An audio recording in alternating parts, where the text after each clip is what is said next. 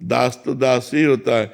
हमको तो जो पकड़े मिलता है वो श्री जी के चरणों में चढ़ा देते हैं, तो हम श्री जी के चरणों तक पहुंचाने वाले पोस्टमैन हैं।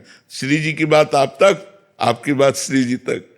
हम तो खुद दास बनना चाहते हैं, हम दास किसे बनाएंगे? हाँ, दास तो स्वामिनी जी के प्रियालाल के दास, समझ रहे ना गुरुदेव? एक बड़ी दुविधा है जी। हमारा सिनेमा हॉल है भागीदारी में, जो नए जमाने का मल्टीप्लेक्स बोलते हैं, थिएटर, तो उसकी आमदनी को शुद्ध कैसे करें? जैसे राजा का अन्न खाने से ऋषिवर का रानी का हार अपने झोले में डाल दिया।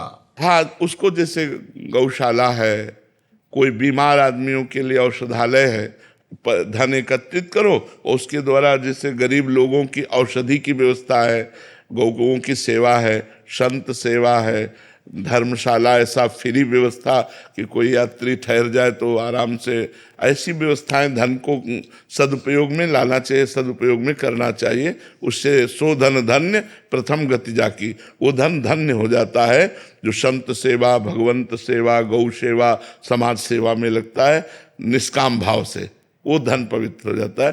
तो कुछ पैसा ऐसा निकाल करके रखते जाना चाहिए जो आपकी आयस के अनुसार, फिर उसके बाद जहाँ अपने को भगवत प्रेरणा हो वहाँ उसको सेवा में लगा देना चाहिए। और कोई यश नहीं लेना चाहिए, मतलब किसी भी तरह का धन्यवाद नहीं लेना चाहिए, गुप्त रूप से कर देना चाहिए। पर जी अंदर एक बहुत कामना सी रहती है कि वो बोलें, कोई तो बोले कि हमने किया है ये, या हमारा नाम तो लिखा उससे आपका पुण्य नष्ट हो जाएगा। अगर आपका पुण्य पूरा बचाना है तो मतलब ऐसी जगह दिया जाए जहाँ आप पानी भी न पिए और आपको कोई धन्यवाद भी न बोले। वो परिस्थिति जब हाँ, नाम जप से आ जाएगी दैन्यता और गुप्त। जब ये बात आती है ना कि मेरी थोड़ी वस्तु है, तो दियम वस्तु गोविंदम तुभ्यमेव समर्पय, आपकी दी हुई चीज आपको समर्पित कर रहे, मेरा नाम व्यर्थ में क्यों ले रहे हो? ये तो प्रभु ने आपके लिए ही हमारे पास भेजा था, तो हम तो आपकी धरोहर आपको दे रहे हैं। ऐसा भाव रखने से वो अहंकार नहीं आता है। तो दियम वस्तु गोविंदम तुभ्यमेव समर्पय। आदित्य कंसल जी। राधे राधे गुरुदेव। राधे राधे महाराज जी। महाराज जी, जब भी मैं तर्क वितर्क करता हूं तो मुझे सही में गलत और गलत में सही दिखाई देने लगता है। सही और गलत का अंतर सूक्ष्म हो जाता है। अब कहीं ना कहीं बच्चा श्रद्धा तो रखनी पड़ेगी। अगर श्रद्धा नहीं रखोगे तो फिर फाइनल कैसे कर पाओगे? आपकी बुद्धि तर्क वितर्क में लगे तो अपने गुरुजनों पर, संतों पर हम श्रद्धा रखें और अपना तर्क वहाँ रखें, और वो जो बोल दें तो उसको माने हम। बिना श्रद्धा के तो ज्ञान भी प्राप्त नहीं होता। श्रद्धावान लभते ज्ञानम तत्परा संयतेन्द्रिया, ज्ञानम लब्ध्वा परम शांति मचिरेणाधिगच्छति। तो श्रद्धा हमारे परमार्थ की भूमिका है, नींव है। अगर श्रद्धा नहीं रखोगे, केवल तर्क वितर्क, तो फिर तो बात बिगड़ी जाएगी बच्चा। श्रद्धा प्रथम हृदय श्रद्धा जो करे। हम संतों के वाक्यों पर श्रद्धा करते। मान लो मेरा मन स्वीकार नहीं कर रहा किसी बात को, लेकिन कोई संत कह रहा तो मुझे बात मान लेने की, नहीं संत वाक्य मुझे इस पर, ये मेरी श्रद्धा का विषय है, ये तर्क का विषय नहीं। संत वाक्य तर्क का विषय नहीं है, गुरु उपदेश गुरु वाक्य तर्क का विषय नहीं, ये श्रद्धा का विषय है। श्रद्धा विश्वास बिना तो भगवत मार्ग फिर भवानी शंकरो वंदे श्रद्धा विश्वास रूपिणो याभ्याम बिना न पश्यंत सिद्धा स्वंता स्तमीश्वरम। तो कहीं तो श्रद्धा विश्वास करना पड़ेगा, तभी तो अपने तर्क पर हम विजय प्राप्त करेंगे। नहीं तो वो तर्क हमें परेशान कर देगा, वो निगेटिव भी ले जाएगा, इतना निगेटिव ले जाएगा कि आप परेशान हो जाओगे। तो इसलिए तर्क को रोकने के लिए या तर्क का समाधान प्राप्त करने के लिए हमें शास्त्र, सद्गुरुदेव, संत वाक्यों पर विश्वास श्रद्धा करनी पड़ेगी। समझ रहे हो कि नहीं? तभी आप निपट पाओगे, नहीं तो बार बार तर्क क्यों, फिर क्यों है। हाँ, उलझन वो फिर परेशान कर देगा। एक जगह यह है कि ये जो बोल दे वो हम मान लेंगे, हम उस पर अपने तर्क को नहीं रखेंगे। तो वो गुरु वाक्य, संत वाक्य, इन पर हमको श्रद्धा करनी होगी। पर जी कुछ भक्त जन, वैष्णव जन होते हैं, वो क्या होता है, जो ज्ञान हुआ शास्त्रों से, गुरुजनों से, बट कुछ जने ऐसे हैं जो भगवान को नहीं मानते, उनसे तर्क वितर्क करने लग जाते हैं। फिर उसी नहीं, ऐसे लोगों से संभाषण करने के लिए निषेध किया गया है। जो नास्तिक हैं, भक्त भगवान की निंदा करते हैं, भगवत विमुख जन हैं, ऐसे लोगों की संगति और संभाषण के लिए हमारा शास्त्र निषेध करता है। एक संसार दुष्ट की संगति ताहू में तुम पुष्ट कराओ, वैसे ही दुष्टता का प्रभाव बढ़ रहा है। तुम ऐसे दुष्टों के संग से अपनी दुष्टता पुष्ट करोगे तो कैसे भगवत मार्ग में चलेगा? तो इसलिए चाहे वो कोई भी हो, किसी भी भेष में हो, आगे के दाजे गए भजी पानी में आग लगे तो क्या कीजिए? आग का जला हुआ पानी में गया और पानी में आग लगेगी तो फिर क्या होगा? तो हमको जहाँ ये समझ में आवे कि यहाँ भक्त निंदा हो रही, यहाँ संत निंदा हो रही, यहाँ भगवत विमुख बातें हो रही हैं, हमको उनका संग छोड़ देना चाहिए, संभाषण नहीं करना चाहिए। नहीं तो हमारा परमार्थ फिर लुप्त हो जाएगा, वो गुप्त हो जाएगा, फिर प्रकाशित नहीं होगा। ऐसे लोगों की संगति जाके प्रिय न राम वैदेही तजिए ताहि कोटि बैरी सम यद्यपि परम स्नेही। कोई भी हो, अगर वो भगवत विमुख है, दुष्ट है, नास्तिक है, तो हमें संभाषण भी नहीं करना है। ऐसे लोगों से सुन के चल दिया जाता है, जैसे वो तर्क या वैसे तो चुप चुप सुन के चल दिया जाता है। महाराज जी, कुछ साथी हैं मेरे जो मूर्ति पूजा के खिलाफ हैं, मतलब मित्र में, परिवार में। भगवान सर्वत्र हैं, माननी है ना, भगवान सब जगह है, तो फिर मूर्ति में क्यों नहीं? अच्छा, तुम मूर्त हो कि अमूर्त हो? तुम्हारा रूप मूर्त है या अमूर्त है? मूर्त है। तो मूर्त में फंसे हो, मूर्ति की पूजा करो तो निकल जाओगे। अमूर्त थोड़ी हो तुम। कोई गुरु बनाता तो गुरु मूर्तमान है या अमूर्त है? मूर्तमान ही तो है। तो गुरु को माला पहनाई तो मूर्ति की पूजा की कि नहीं की? थोड़ा मन विचलित हो जाता है ऐसा। ऐसे लोगों से हमें मतलब क्या रखना है? भगवान मूर्तिमान है, श्री विग्रह में बच्चा, ये हम अपना अनुभव कहते हैं। जैसे हम तुमसे बात कर रहे हैं, अब वो कभी कभी आवेश में आके बोलना पड़, ऐसे हम भगवान से बात किए। हमारे जो ठाकुर जी हैं, जो मूर्त रूप में ऐसे बात किए, सेकंड में उत्तर, सेकंड में उत्तर, सेकंड मतलब पूरा होते होते उत्तर पूरा। ऐसे बात मतलब ये थोड़ी कि केवल मूर्ति अकेले हैं, ऐसे नहीं, ऐसा नहीं समझना चाहिए कि ठाकुर जी केवल मूर्ति है, ऐसे नहीं। हमारे राधा पीजू महाराज हैं, हमारे पर्सनल ठाकुर, अपने अपने पर्सनल ठाकुर होते ना। हाँ, कभी कभी उनसे हम ऐसे जैसे मित्र से बात करते हैं, ऐसे बात करते हैं। वैसे उत्तर मूर्त नहीं है, वो साक्षात है, साक्षात बात करते हैं। पर इतनी क्षमता हो तभी तो बात बोलेगी। अब तुम पत्थर का मानोगे, धातु का मानोगे तो वैसे बैठे रहेंगे, अगर साक्षात वालोगे तो आपके साथ खेलेंगे। तो हमारी भावना देखो, देखो स्वामी जी महाराज से बिहारी जी बात करते थे, आपसे कहाँ से बात कर लेंगे? आप देखो, आपको मूर्ति दिखाई देंगे। और स्वामी जी से बात करते थे, हरिवंश महाप्रभु से राधा वल्लभ जी बात करते थे, गोपाल भट्ट से राधा रमण जी बात करते थे। तो हमारी भावना किस तरह से है? अगर हमारी भावना साक्षात में है तो आपसे सच्ची कहते हैं, बिल्कुल वैसे सुख मिलता है साक्षात का है। जब चरण उनके चापो, उनको दुलार करो, दुलार करके शयन कराओ तो पूरा, फिर झांक के देखो शयन कर, हाँ सो गए सो जाओ। वैसे ही भावना की जाती है, वैसे सब। अब मूर्ति मान कर चिरौरी रख दोगे तो फिर तो मूर्ति दिखाई, वो क्या जाने, वो प्यार क्या जाने करना। तभी तो वृंदावन की धूल में धूसरित तन करें तब कुछ उनको ज्ञान हो। सब क्या है? भगवान शंकर से बनकर बढ़कर कोई ज्ञानी नहीं जो वृंदावन की रज की याचना करते हैं। जो रज शिव सनकादि की याचत सो रज शीस चढ़ाऊं किशोरी तेरे चरण की। ये राधा वल्लभ जी ये स्वयं प्रकट है, किसी कलाकार के द्वारा निर्मित नहीं बच्चा, ये स्वयं प्रभु है। लेकिन हमारी दृष्टि कितने सेकंड टिकती है, ऐसे गई ऐसे, उनकी तरफ तो नाक नहीं मिले। और रसिकों को देखो, सीधे आंख में आके टक मिलाकर फिर उनसे जो बात होती है, जो अंदर स्फूर्णा, घंटों रोते हैं।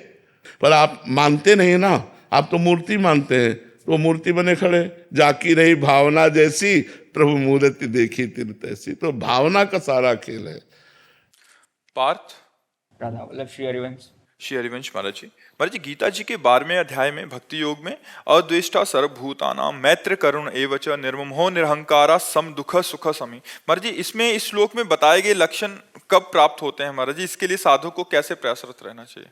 देखो, सबसे पहले संत समागम हम अधिक से अधिक करें, शास्त्रों का स्वाध्याय करें और भगवान नाम जप करें। इन 3 कार्यों की पूर्ति के लिए पवित्र भोजन करें। पवित्र भोजन के साथ हमारी इंद्रियों का विलास पवित्र हो। जब हम निरंतर नाम जप करते हैं, हमारी इंद्रियां धीरे धीरे निर्विषय होती हैं। तो पवित्र इंद्रियां, पवित्र मन, पवित्र विचार, तब अद्वेष्टा सर्वभूतानां मैत्रः करुण एव च निर्ममो निरहंकारा सम दुखा सुखा क्षमी। वो किसी भी जीव में न दोष दर्शन करता है न द्वेष बुद्धि करता है, सब में भगवान को देखता है। उमा जे राम चरण रत विगत काम मद को हो, निज प्रभु में देखें जगत कैसन करें विरोध। वो सब में अपने प्रभु को देखता है। अद्वेष्टा, वो दोष दर्शन रहित, द्वेष भाव रहित। मैत्रः करुण एव च, वो सबसे मित्रता का व्यवहार करता है, पर निर्मम, ये कला है। मित्रता का व्यवहार करते हुए भी ममता रहित।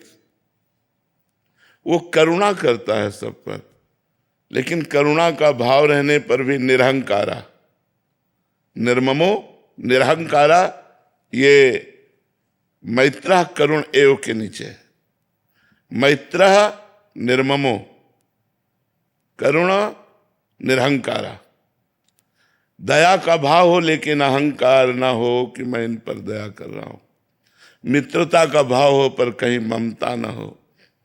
अद्वेष्टा सर्वभूतानां मैत्रः करुण एव च निर्ममो निरहंकारा सम दुखा सुखा क्षमी। सुख और दुख में समान भाव रखने वाला क्षमावान पुरुष भगवान कह रहे मुझे बहुत प्रिय है, वो मेरा भक्त है। लेकिन ये तभी स्थिति आएगी जब हमारा नाम जप होगा, साधु समागम होगा, शास्त्र स्वाध्याय होगा, पवित्र भोजन होगा और इंद्रियों को पवित्र रखेंगे, जितेंद्रियता।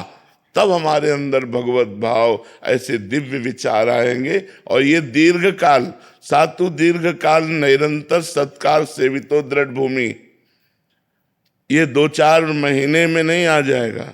सातु दीर्घ काल निरंतर सत्कार सेवितो दृढ़ भूमि, निरंतर नाम जप, सब में भगवत भावना, बहुत काल तक, तब हृदय में दृढ़ भूमि हो जाती है कि वास्तवता सिय राम में सब जग जानी, सब जगह मेरे भगवान विराजमान है। तो ये सब दोष दर्शन आदि सब नष्ट हो जाता है।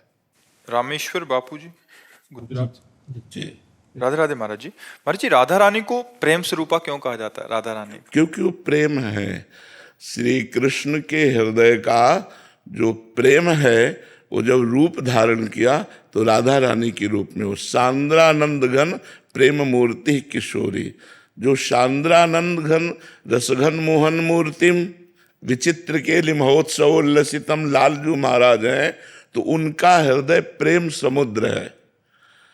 प्रीतिरु मूर्तिमती रस सिंधो सार संपदि विमला वैदग्धी नाम हृदयम काचन वृंदावनाधिकारिणी जयति। वो लालजू के हृदय के प्रेम समुद्र का सार रूप जब धारण हुआ तो राधा रूप हुआ। अपने प्रेम का रसास्वादन करने के लिए लालजू ही राधा रूप में है, उनका प्रेम ही मूर्तिमान राधा रूप में है।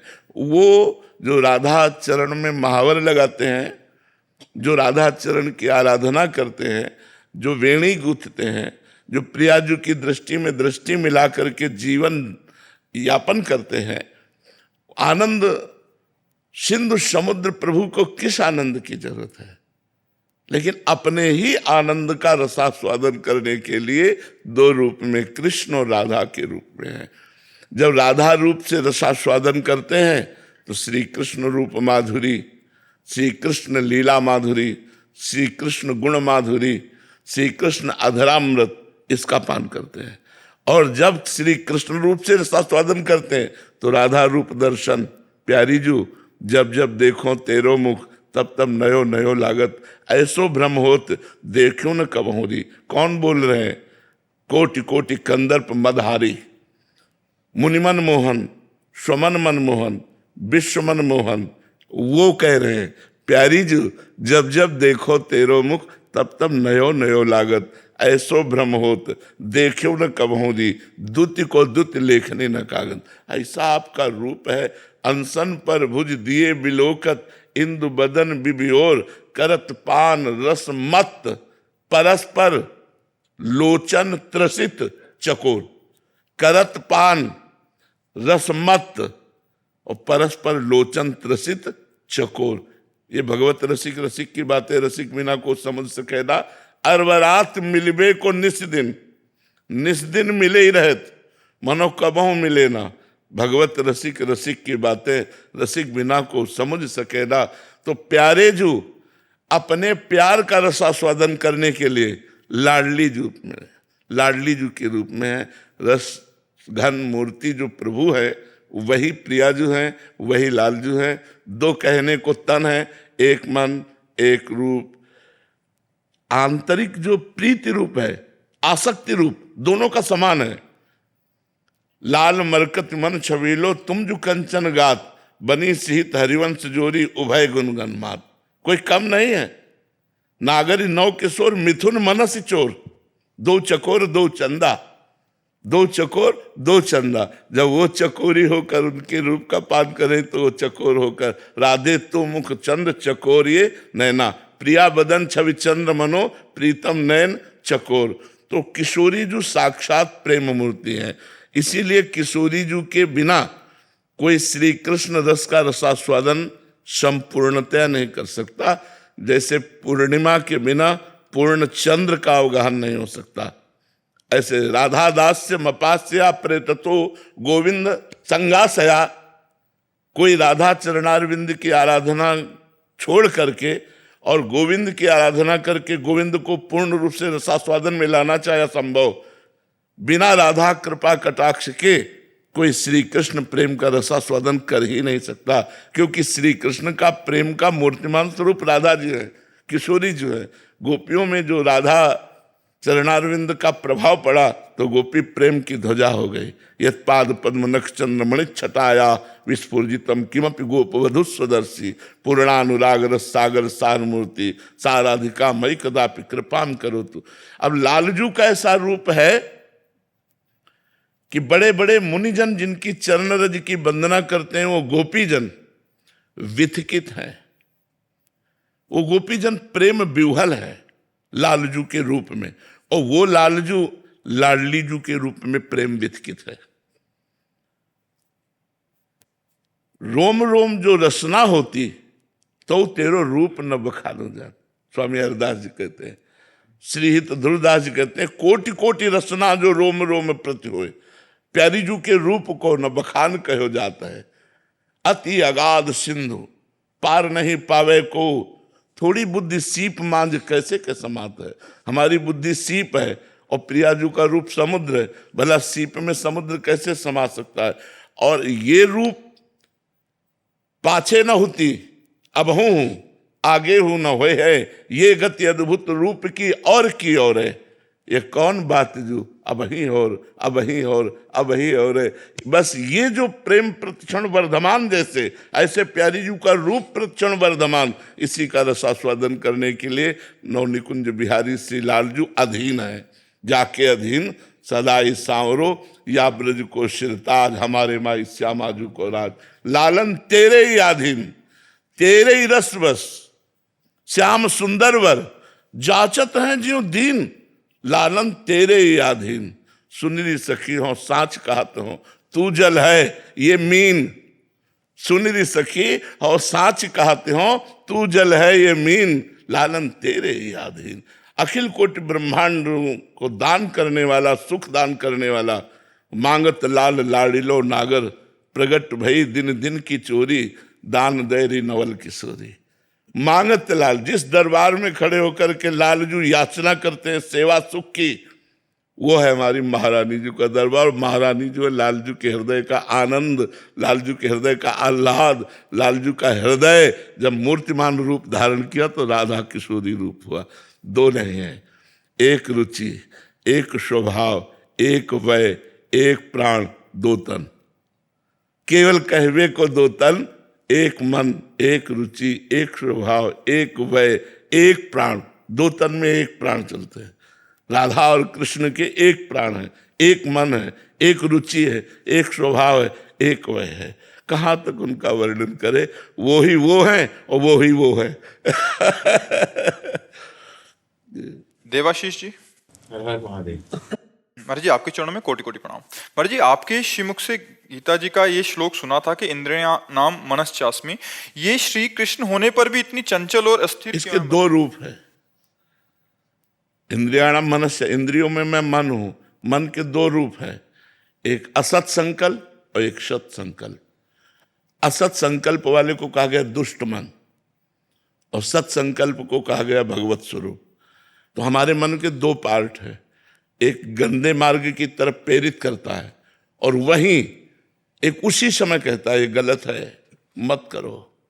उस जो गलत कह रहा है वो भगवत स्वरूप है, उसकी बात मानो और अपने पार्ट को, गंदे पार्ट वाले मन को पूरा पवित्र करो। मन के जैसे बुद्धि के दो पार्ट हैं, कुमति एक सुमति।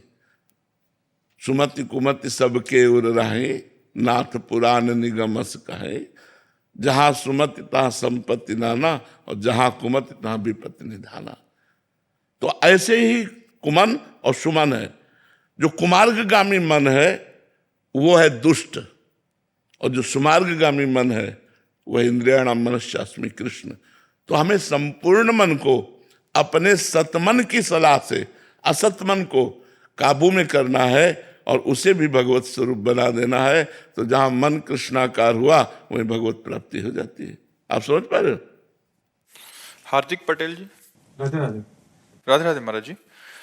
महाराज जी, मैं एक बैंक में ब्रांच मैनेजर के रूप में कार्यरत हूँ। आप अपने सभी कर्मों को मैं राधा रानी को समर्पित करता हूँ, जो भी करता हूँ उनके चरणों में अर्पित भाव से रहता हूँ। महाराज जी, ये आप कह रहे हैं कि आपको आपके अधीनस्थ जो कर्मचारी हैं उनके प्रमोशन या पगार की बढ़ोतरी के लिए या अन्य सुविधाओं के लिए हो सकता है कि दूसरे ब्रांच से या ऊपर लड़ना भी पड़ता है। महाराज जी, फिर कभी कभी लगता है कि सच्चे समर्पण में क्या लड़ना भी सेवा भाव है या छोड़ देना चाहिए सब प्यारी जो नहीं, अपने अनुयायियों का पोषण करने के लिए यदि हम अपने बड़े अधिकारियों से अपनी हठ रखनी पड़े तो रखना चाहिए, क्योंकि उसमें बहुतों का हित होता है। केवल अपना हित हो तो आप छोड़ सकते हो, लेकिन बहुतों का हित होता है, इसलिए करना ही चाहिए। इसमें कोई निषेध नहीं है, अवश्य करना चाहिए। अपने जो अनुयायी जन हैं, अपने जो नीचे जन हैं, उनको सुख प्राप्त करने के लिए, उनका भी परिवार है, उनकी भी फीस बढ़नी चाहिए। अगर इसके लिए आप ऐसा करते हैं तो कोई निषेध नहीं है। नाम जप करते हुए आप ऐसा कर सकते हैं। सुनील कुमार जी, लंदन से। राधे राधे। राधे राधे महाराज जी। महाराज जी, मेरा प्रश्न है कि चेतना वास्तव में क्या है? क्या ये जन्म से हमारे भीतर विद्यमान रहती है या साधना और गुरु कृपा से जागृत होती है? संपूर्ण ब्रह्म आपके अंदर विराजमान है। संपूर्ण ब्रह्म, चेतना तो उसका एक अंश है। संपूर्ण ब्रह्म तिजोरी में बंद है। सतोगुण रजोगुण तमोगुण की तिजोरी में चाबी गुरु के पास है। गुरु से चाबी मिल जाए, तीन गुणों का पर्दा हटे तो तत्त्वम असि, तुम वही हो, कोई और नहीं है। वासुदेवा सर्वमिति, सब जगह भगवान विराजमान है। वासना वासुदेवस्य वासितम भुवनत्रयम् सर्वभूत निवासोस्मि वासुदेव नमोस्तुते। सर्वभूत निवासोस्मि, वो स्वयं विराजमान है, वो स्वयं परमात्मा विराजमान है। लेकिन हम अपने परमात्मा स्वरूप को भूलकर देह का अभिमान करके कुछ सत्कर्म कर लिए और कुछ असत्कर्म कर लिए, शुभ अशुभ, उसी से सुख और दुख के थपेड़ों में जन्म जन्मांतरों से भटक रहे हैं। अब अगर हम भजन कर लें तो हमारी बात बन जाए। हमारी शुभ अशुभ कर्मों से बात नहीं बनेगी, भजन से बात बनेगी। शुभ कर्म का परिणाम सुख होता है सांसारिक, और अशुभ कर्म का परिणाम सांसारिक दुख होता है। सुख दुख समय कृत्वा लाभा लाभौ जया जयो। जो सुख दुख में समान भाव रखकर भगवान का भजन करता है वो माया मुक्त हो जाता है, अपने स्वरूप को प्राप्त हो जाता है। आप भगवत स्वरूप है, बस अपने स्वरूप को भूलकर हम स्त्री पुरुष मान करके ऐसे बर्ताव करने लगे गंदे, जिससे हमारी दुर्गति हो गई। अब हम इस जन्म में गुरु को अपना ब्रह्म मानकर, गुरु साक्षात पर ब्रह्म, और उनके बताए हुए मार्ग पर चलें तो हम माया पर विजय प्राप्त करके भगवान को प्राप्त कर सकते हैं। इस मार्ग में किताब का और गुरु ज्ञान का कितना महत्व है? पहली बात तो किताब मत कहो बच्चा, शास्त्र कहो, क्योंकि किताब सांसारिक पढ़ाई वाली होती है। जो भागवतिक होते हैं उन्हें शास्त्र कहते हैं, ग्रंथ कहते हैं। तो या उनका पावन नाम लेकर के ऐसे किताबें कहने से अपमानजनित शब्द है। किताबें उनको कहते हैं जिनमें आधुनिक विद्या होती है, आध्यात्मिक विद्या जिसमें होती है उनको ग्रंथ कहते हैं, सदग्रंथ कहते हैं। उन पुराण हैं, वेद हैं, हमारे इतिहास हैं, तो उनको हम ग्रंथ कह करके या शास्त्र कहकर संबोधित करें कि हमारे शास्त्रों में ऐसा, तो उनको किताबें न कहें। तो आपका कहने का मतलब क्या है कि शास्त्रों के स्वाध्याय, गुरु ज्ञान का क्या? बड़ा अंतर है बच्चा। शास्त्रों में भूल भुलैया युक्त तिजोरी रखी गई है, कई भूल भुलैया के मार्ग हैं। मार्ग ये जा रहा है, यहां से उत्तर की तरफ जा रहा है, फिर दक्षिण की तरफ जा रहा है, फिर पूर्व की तरफ जा रहा है। अब बिना अनुभवी कैसे बता सकता है कोई? इसलिए चाहे शिव विरंच सम हो, शिव के समान ज्ञानी और ब्रह्मा के समान चतुर हो, तो भी बिन गुरु भवनिधि तरह ल कोई, क्योंकि वो चला हुआ मार्ग जब बताता है तब वो जाकर के हमें ब्रह्म का अनुभव करा देता है। तो ध्यान मूलम गुरु मूर्ति, पूजा मूलम गुरु पदम, मंत्र मूलम गुरु वाक्यम, मोक्ष मूलम गुरु कृपा। शास्त्र स्वाध्याय तभी सफल माना जाता है जब गुरु मुख से सुना जाता है। प्रथम सुने भागवत भक्त मुख भगवत वाणी, गीता भागवत आज भगवान के भक्त के मुख से सुने, संत के मुख से सुने, तो वो उसका रहस्य अनुभव साथ में मिला के देते हैं, तो हमारी समझ में आ जाता है। रितेश बेनीवाल जी दिल्ली से। राधे राधे। राधे राधे महाराज जी। महाराज जी, प्रारब्ध और भगवान की परीक्षा में क्या अंतर है? कि क्या हमारा प्रारब्ध है कर्मों का, या ये भगवान परीक्षा ले रहे हैं? कैसे पता भगवान लगेगा? परीक्षा लेते हैं उनकी जो PhD किए हुए हैं, जो हाई स्टेज पे पहुंच चुके हैं भक्त, उनकी देखते हैं तन मन धन तुम्हारा कहाँ है। हम बच्चों की परीक्षा नहीं लेते, ये प्रारब्ध भोग आता रहता है। जैसे विपरीतता है, दुख है, विपत्ति है, शरीर में रोग हो जाना है, ये सब प्रारब्ध भोग के अंदर। इतने महान भगवान हम जैसे छोटे बच्चों की परीक्षा नहीं लेते, वो परीक्षा लेते जैसे मोरत ध्वज आरा चलवा रहे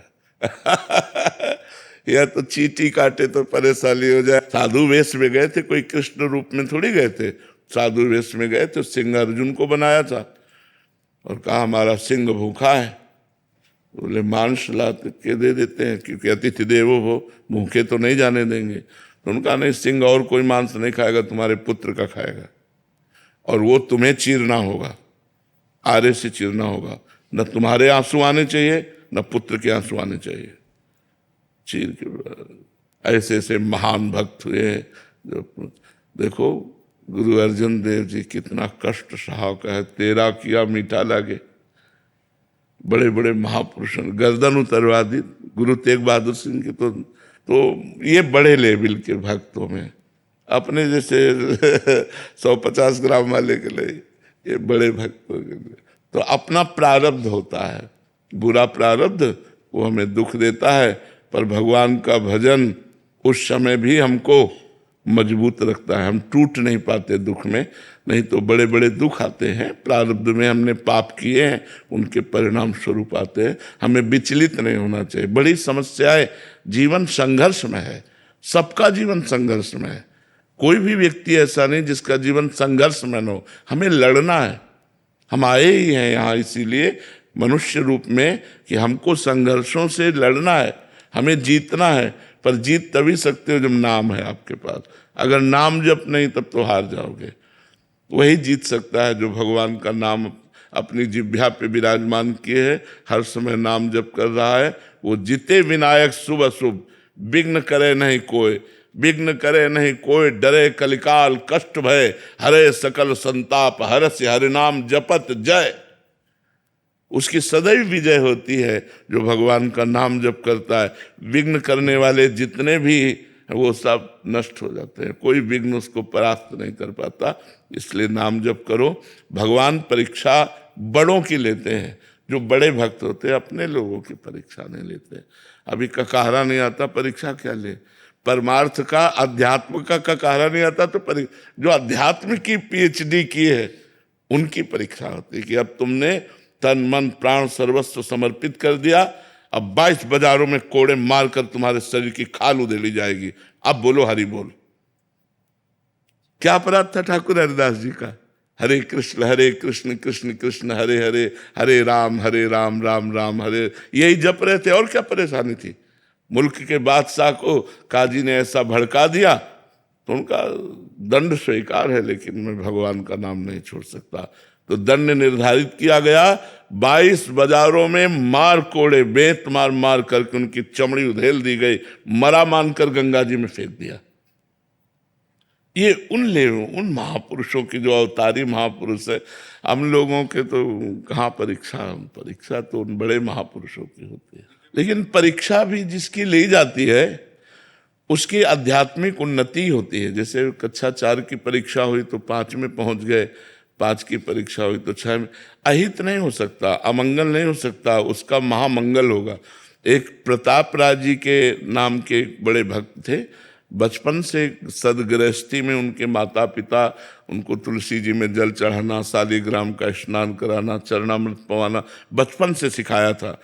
तो जब उनके माता पिता पधार गए तो उनका व्यापार था कि जैसे आपकी बेटी का ब्याह है तो आप कुछ रख जाइए और धन ले जाइए, और जब ब्याह हो जाए, आपको सब व्यवस्था बन जाए, तो अपना स्वर्ण आदि ले जाइए और उनका धन दे जाइए।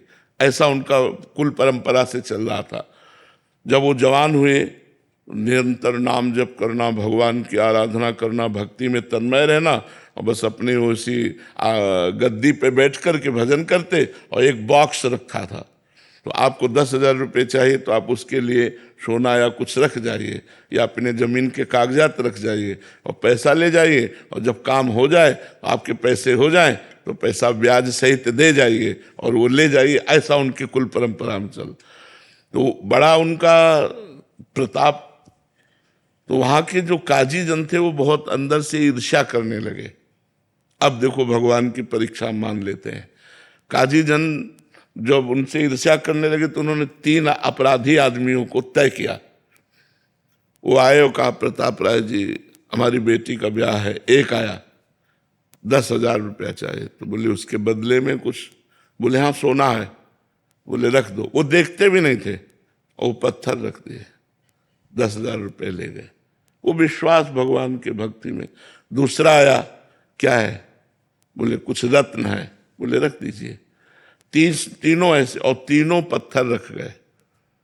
2 महीने बाद आए और 10,000 में ब्याज सहित दिए और कहा हमारा सोना वापस करो, हमारा रत्न वापस करो। बोले उठा लीजिए बक्से से। उठा, अरे बोले देखो ये पाखंड करता है, हमारा सोना गायब करके पत्थर रख दिया। अब तो प्रताप राय जी के होश उड़ गए। बोले भैया जैसा आप रख गए थे वैसे रख गए। अब तो लोग, कोई बिरला ऐसा होता होगा 100 में जो 1-2 सही श्रद्धा रख पावे, नहीं तो सुनी सुनाई श्रद्धा होती है। अब वो काजी से तो मिले हुए थे, काजी ने बादशाह से, बादशाह ने तुरंत फौज भेजी, सब तहस नहस कर दिया। उनको बंदी बना लिया गया, उनकी सारी संपत्ति जब्त कर ली गई और उनको जेल भेज दिया गया। तो जब बादशाह के सैनिक आ रहे थे तो पीछे की खिड़की से उन्होंने अपने जुगल किशोर ठाकुर को कि इनकी सेवा कौन करेगा, पत्नी सहित मायके भेज दिया। तो जो दुष्ट लोग थे उन्होंने कहा कि अभी तो और संपत्ति है, इनकी पत्नी मायके लेके गई, तो मैं ठाकुर जी समेत उनकी पत्नी को भी, ठाकुर जी को खजाने में डाल दिया और पत्नी को, क्योंकि अष्टधातु के ठाकुर जी थे। अब पत्नी और पति दोनों जेल में। तो रोने लगे। कहा भगवान मैं इसलिए नहीं रो रहा कि मेरी कोई गलती नहीं थी, मैं इसलिए नहीं रो रहा। अच्छा है आप जैसा विधान करें, लेकिन प्रभु आपको खजाने में डाल दिया गया। हम सुबह से लेकर शाम तक आपकी सेवा करते थे, मंगला भोग, राजभोग, उत्थापन, शयन भोग। प्रभु मुझे जिया नहीं जा रहा आपकी सेवा के। और चिल्ला चिल्ला के रोने लगे। उसी समय प्रिया प्रीतम प्रकट हो गए। उसी समय जेल में प्रिया प्रीतम प्रकट होकर उनको, ये भक्तमाल जी में है, दर्शन दिए। और बस अब वो तो बदलने का सारा खेल होता है। तुरंत काजी की बुद्धि बदली। अब काजी चरणों में आके गिरा कि आप बेईमान नहीं थे, हमने सब कुछ करवाया था, क्षमा कीजिए। बादशाह से कहा, उनका यश कीर्ति पुनः हुई, सब संपत्ति वापस हुई, ठाकुर जी के साक्षात्कार हो गए। तो ये कभी कभी बड़े भक्तों में भगवान ऐसी परीक्षा करते, कोई अपराध ना होने पर भी ऐसा आपराधिक षड्यंत्र रच जाता है कि लगता है सही है यार, कई तरह के ऐसे भगवान की लीलाएं होती, वो बड़े भक्तों में होते हैं, अपने छोटे भक्तों में नहीं होते। अपने लोगों को करे तो भक्ति ही खत्म हो जाए। तो ये बड़े भक्तों की बात होती है। आर्यन ग्रोवर जी, जयपुर। महाराज जी, कोई कहता है कि जीवन में भगवान का एक दिव्य मंदिर बना दिया जाए तो जीवन सफल हो जाएगा। कोई कहता है गौशाला का निर्माण, कोई कहता है धर्मशाला बना दो साधु संतों के लिए। महाराज जी, आप मार्गदर्शन करें, धर्म हेतु किए जाने वाला सबसे बड़ा कार्य क्या है? नाम जप। नाम जप सबसे बड़ा कार्य आप पूछ रहे हो ना, तो नाम। बारी मथे घृत होए बरु, सिकता ते बरु तेल, और बिनु हरि भजन न भवतरी, या सिद्धांत अपेल। विनिश्चितम बदामि तेन अन्यथा वचांस में, हरिम भजन ते नरा भवसागर तरंति थे। अगर नाम जप नहीं है तो तुम मंदिर बना लो, तुम दान पुण्य कर लो, फिर तुम्हारा जन्म होगा, 1 करोड़ का मंदिर बनाओगे, 50 करोड़ की व्यवस्था कर देगा ठाकुर, लेकिन ठाकुर मिलने वाला नहीं। अगर भव समुद्र से पार होना है तो नाम जप करो, और आपके पास यदि 4 रोटी हैं, 2 तुम पाओ, 2 दूसरों को पवा दो, और वो ये मान के कि ये उन्हीं की थी। तो दियम वस्तु गोविंदम तो बेमेव समर्पय। महाराज नृग ने जितना दान किया होगा शायद किसी राजा ने दान किया हो। स्वयं महाराज ने द्वारिकाधीश से कहते हैं, जब दानियों में चर्चा चलेगी तो मेरा नाम जरूर आएगा। महाराज नृग, और जानते हो क्या बने थे? कुआं का गिरगिट बन करके पड़े हुए थे द्वारिका में, भागवत में पढ़ लेना। जरा से अपराध में पुण्य क्षय होकर के दुर्गति हो जाती है। और नाम जापक जीवन भर वैश्यागमन किया, और अंतिम समय पुत्र के बहाने नारायण बुलाया, तो नारायण नाम से परम पद को प्राप्त हुआ। तो हमारी बात, जहां तुम प्रश्न कर रहे हो, यहाँ शुद्ध शास्त्र अध्यात्म इष्टापूर्त कहते हैं इसे, जिसे आपने कहा। इसे हमारे शास्त्रों में कुआं खोदना, बावली बनवाना, प्याऊ लगवाना, सरोवर बनवाना, औषधालय बनवाना, गौशाला, विविध ये इष्टापूर्ति के अंतर्गत आते हैं। ये सब करो, लेकिन साथ में नाम जप। अगर नाम जप नहीं तो ये पुण्य कार्य हैं, इनके बल से आप स्वर्ग आदि लोक जा सकते हैं, वहां के सुख भोग कर पुनः पुण्य क्षीणे मृत्यु लोके विशंति। भगवान की प्राप्ति भगवान के स्मरण से होती है। तो मंदिर बनवाना पुण्य का कार्य है, भगवत कार्य है, लेकिन बिना भजन के भगवान की प्राप्ति नहीं होगी। आप फिर आओगे, बहुत बढ़िया महल तुम्हें मिलेगा और 50 करोड़ रुपया मिलेंगे, क्योंकि आपने मंदिर बनवाया, लेकिन भगवान नहीं मिलेंगे। मिले ही न रघुपति बिनु अनुरागा, किए कोटि जप जोग विरागा। बिना भगवान प्रेम के नहीं मिलते। हरि व्यापक सर्वत्र समाना, प्रेम ते प्रगट होए मैं जाना। ये पक्की बात समझ। और प्रेम प्रकट होता है भजन से, और प्रेम से भगवान प्रकट होते हैं। भगवान की प्राप्ति ही जीवन का परम लक्ष्य है। इसलिए जो करो, तुम्हारे पास भगवान ने रुपया दिया है, मंदिर बनवाओ, औषधालय बनवाओ, गौशाला खोलो, नाम जप करते हुए, भगवान का चिंतन करते हुए, और ये मानकर कि भगवान की दी हुई वस्तु भगवान को दे रहे हैं, मेरा उसमें कोई हक नहीं, ये तो भगवान की वस्तु। तो इससे भगवत प्राप्ति हो जी, जाए। केवल पुण्य करेंगे तो क्या होगा? स्वर्ग आदि लोकों को जाओगे। पुण्य छिड़े मृत्यु लोके विसंति, पुनः मृत्यु लोक में जन्म होगा। तो ये तो कोई ज्यादा खास बात तो यही तो, इसीलिए इसका कोई महत्व नहीं है।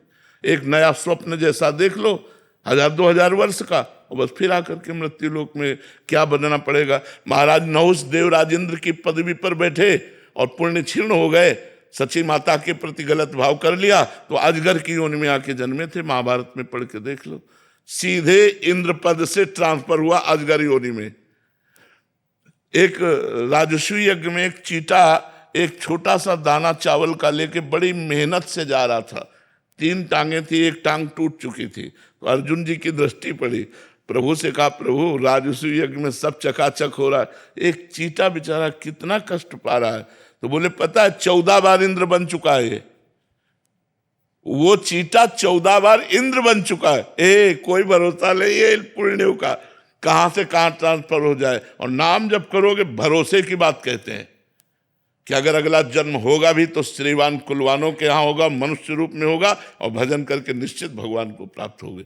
अगर बहुत ही दुर्गति हो गई तो उस जीव को भी ऐसी जगह रखा जाएगा जहां भागवतिक होगा, भगवत कथा और एक कीर्तन वाला, दरवाजे का कुत्ता बना बैठा, और भगवान का भोग प्रसाद पा रहा है, कथा सुन रहा, कीर्तन सुन रहा, उद्धार हो गया। तो भगवान के नाम के सिवा हमें तो और कुछ उपाय नहीं। कलयुग केवल नाम आधारा, केवल केवल नाम आधारा। सुमिर सुमिर नर उतर पारा। नाम जप करो और सत्कर्म करो। ऐसा नहीं हम ये मना कर रहे हैं, मंदिर बनवाओ, गौशाला खोलो, औषधालय, लेकिन नाम जप जरूर करो। नाम जप के बिना सब अधूरा हो जाएगा, क्योंकि वो पुण्य से पुण्य फल मिलेगा, फिर मृत्युलोक में जन्म होगा। तो हमारा जन्म मरण को जो रोकने का चक्र है वो भगवान के नाम में सामर्थ्य है। महाराज जी, ये बात तो अभी आपसे सुनने को मिल रही है, शास्त्रों में भी लिखा है महाराज जी, काफी महापुरुष कहते भी हैं, बट ज्यादातर महिमा कि ये पुण्य करो, ये करो, दान करो, ये करो, इसी में महाराज जी ज्यादा इसको भोजन पवाओ, ये भी अच्छा कार्य है महाराज जी, बट अच्छा भी लगता एक को भोजन पवाओगे तुम्हें 100 दिन के लिए भोजन की व्यवस्था हो जाएगी। 100 कंबल बांटोगे 5000 की व्यवस्था हो जाएगी। 1 अरब दान करोगे 100 अरब की व्यवस्था हो जाए। 1 अरब में तो बुद्धि ठीक नहीं हुई, 100 अरब में तुम्हारी ये बुद्धि कहां से भगवान में लगेगी। मेन जो पॉइंट की बात है कि हमारा संसार चक्र नष्ट होना चाहिए। दुख सुख से परे परमानंद की प्राप्ति के लिए उपाय है भगवान का भजन। भजन के बिना पर महाराज जी भजन में तो बड़ा मन और ज्यादा उदास हो जाता, उसमें कंबल बांटे तो अच्छा भी लगता है कि 4 जने कह रहे हैं कि आ वाह कंबल बांटे। तो उससे अहंकार का पोषण होता है। वो डींगे हाँक हाँक करके अपने पुण्यों का नाश कर देते हैं, अहंकार की पुष्टता। अब भजन में तो टूटना है अंदर से, जलना है अंदर से। देखो भजन करके अभी जलाना शुरू कर देगा भजन, तो इसीलिए भजन सबसे होता नहीं, तो इसीलिए आवागमन नहीं रुकता। जब संत समागम होता है तो क्यों कहा गया कि सत्संगति संस्कृति कर अंता, बड़े भाग पाइब सत्संगा, तो बिना ही प्रयास होय भवभंगा। क्यों? क्योंकि सहज में वो बात हमें पकड़ में मिल जाती है जो हम शास्त्रों का स्वाध्याय वर्षों करें और नहीं पकड़ में आएगी, वो 1 मिनट में संत संग में पकड़ में आ जाएगी। तो संत संग जैसे मिला, आप सुने, अब आप शुरू कर दे नाम जप करना और मंदिर बनवाए, गौशाला कर, तो आपका परम मंगल हो जाएगा, क्योंकि नाम चल रहा है इसलिए आपका परम मंगल। महाराज जी आप बहुत कड़वी दवाई देते हैं, कभी कभी मरना है, कटना है, जाना है। असली बात बता रहे हैं, असली बात बता रहे हैं। बट महाराज जी वो अच्छा लगता है कि कंबल बांट दो, इतने में चल जाएगा, इतने में या किसी को भोजन पवा दो, प्याऊ खोलो, अच्छा लगता है महाराज जी। मतलब अलग अलग क्लास होते हैं। ये वृंदावन है, वृंदावन में ये जो क्लास लगता है ये आध्यात्मिक क्लास है, प्योर आध्यात्मिक, नो इसमें मिलावट।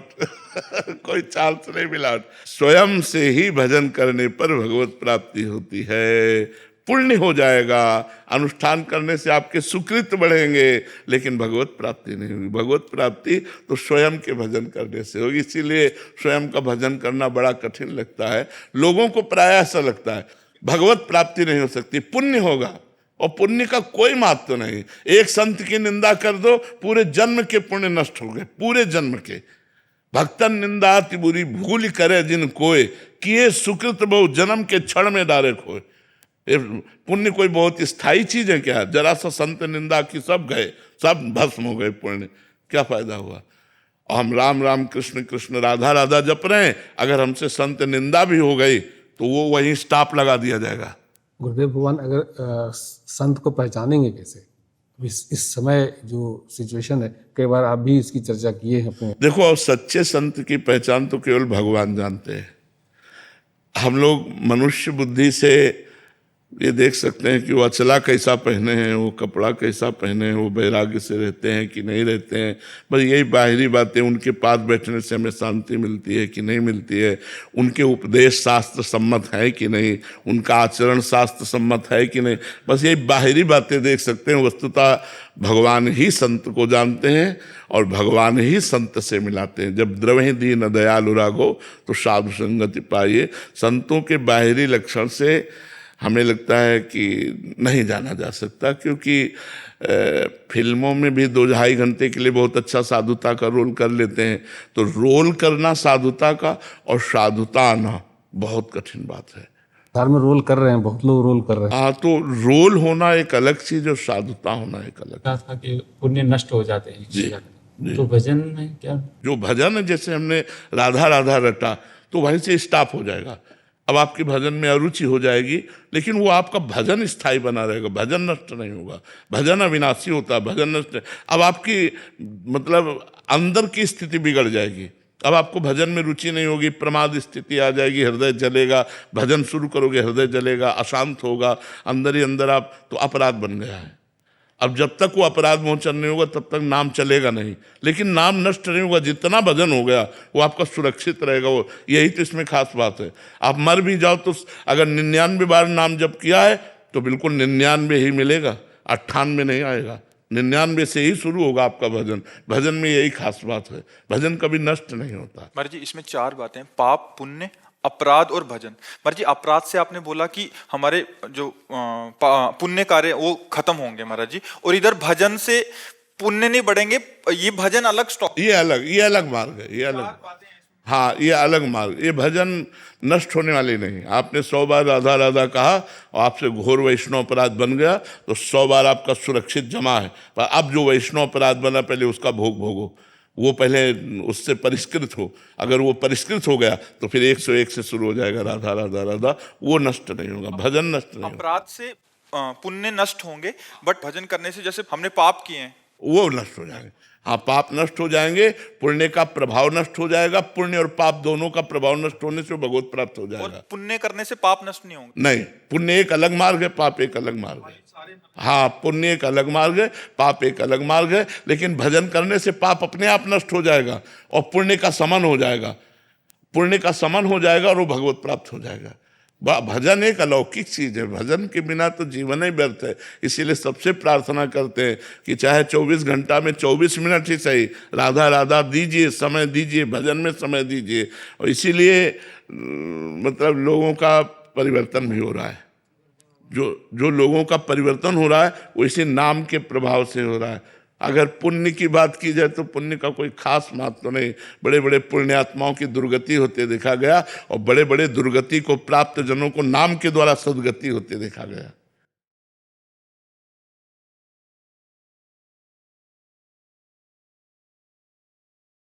और जी एक बार सपाटे लगाए थे ना, तो अभी कहाँ से सपाटे लगा के आए? महाराज पलवल से सपाटे लगाते आए हुए 51,000 सपाटे। अच्छा। और 9 विश्व रिकॉर्ड बनाए हैं महाराज। अच्छा। और गौ माता को, संतों को और सभी को समर्पित महाराज को।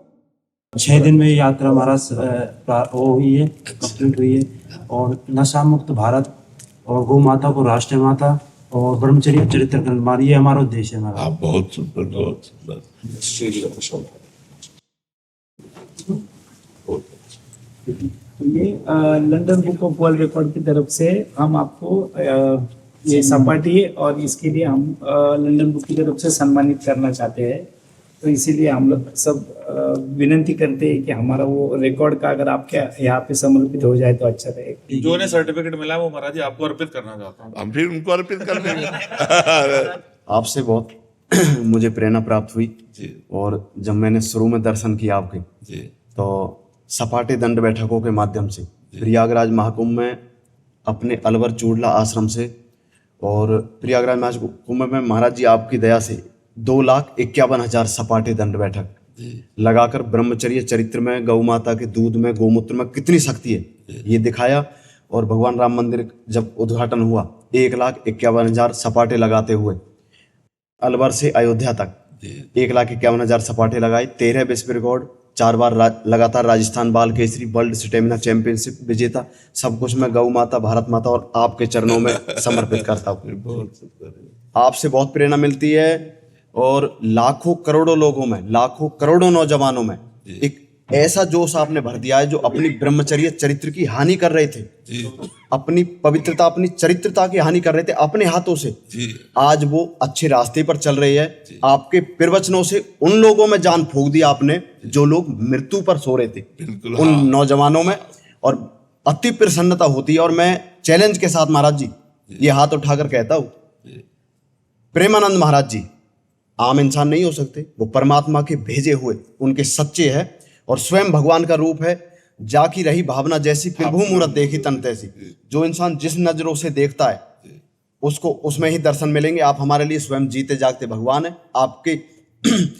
आप हमारे सामने हो और हमें बल मिल रहा है। और संतों के बिना ये पृथ्वी, भारत देश अधूरा है। और सपाटे लगाते हुए, सपाटे का भी यही उद्देश्य था हमारा कि संतों के दर्शन करें। और सबसे पहले हमने आपसे शुरुआत करी है क्योंकि आप हमारे गुरु,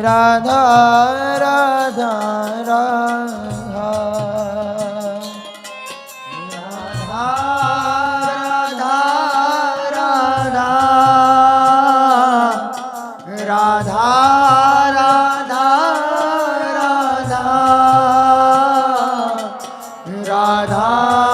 राधा राधा राधा राधा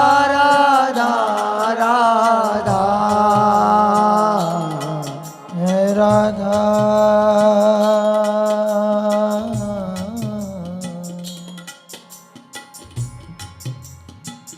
राधा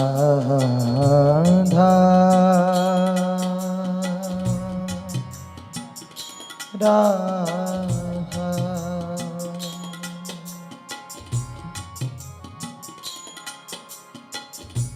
इतना तो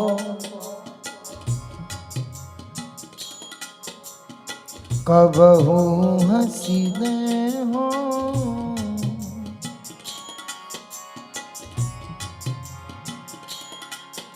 इतना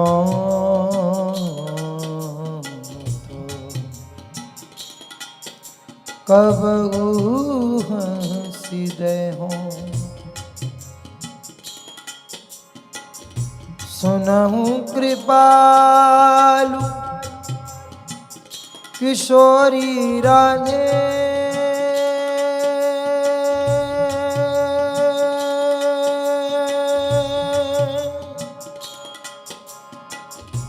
सुनहु कृपालु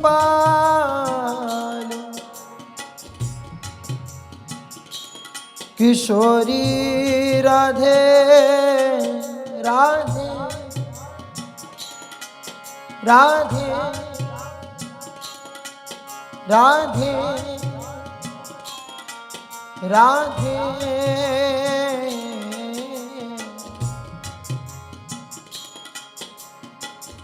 सुनहु कृपाल किशोरी राधे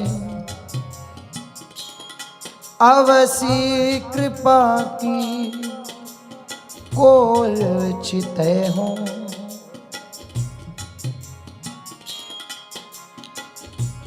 इतना तो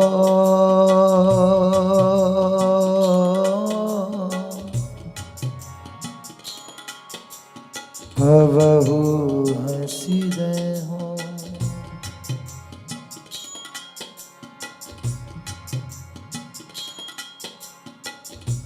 तुम मोही मिलो मिलो ना कृपा निधि मोको ढूंढत तो भटके हो